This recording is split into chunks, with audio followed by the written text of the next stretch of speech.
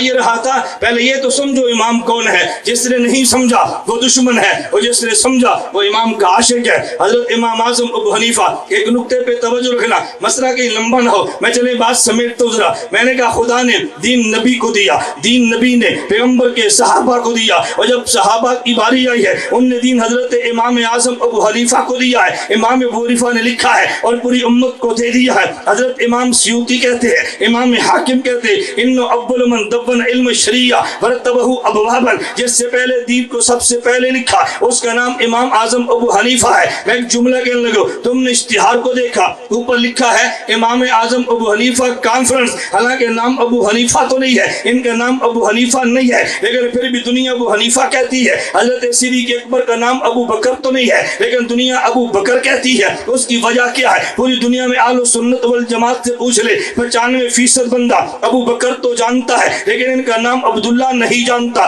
دنیا میں حنفیوں سے پوچھ لے، 95% بندہ ابو حنیفہ تو جانتا ہے لیکن ان کے نام نعمان کو نہیں جانتا۔ اس کی وجہ کیا ہے؟ ان کا عبداللہ نام ہے، ابو بکر ان کا مشن ہے، ان کا نعمان نام ہے اور ان کا ابو حنیفہ مشن ہے۔ تو کہ اگر یہ کیا مطلب؟ عربی زبان میں بکر ان کا معنی پہل کرنا، ابو بکر کا معنی پہل کرنے والا ہے۔ نبی اعلان نبوت کرے تو جو پہلے قبول کرے ابو بکر کہتے ہیں۔ جب نبی دولت مانگے تو جو پہلے ساری دولت ہے ابو بکر کہتے ہیں۔ جب نبی کماری بیٹی مانگے جو پہلے دے ابو بکر کہتے ہیں۔ نبی ہجرت کا اعلان کرے جو پیغمبر کو ساتھ لے کر چلے ابو بکر کہتے ہیں۔ نبی غار میں جائے، نبی سے پہلے غار میں جائے ابو بکر کہتے ہیں۔ نبی بدر میں جائے جو پہلے ہو ابو بکر کہتے ہیں۔ نبی احد و خندق میں جائے جو پہلے ساتھ ہو ابو بکر کہتے ہیں۔ جب نبی مزار میں جائے پیغمبر کے بعد پہلے مزار میں دفن ہو ابو بکر کہتے ہیں۔ ارے مزار سے اٹھے گا جو سب سے پہلے نبی کے ساتھ ہو ابو بکر کہتے ہیں۔ جب پیغمبر جنت میں جائے گا جو پہلے نبی کے ساتھ ہو ابو بکر کہتے ہیں۔ عبداللہ اس کا نام ہے، ابو بکر اس کا مشن ہے۔ خدا کو اتنا پسند آیا، دنیا نام نہیں جانتی،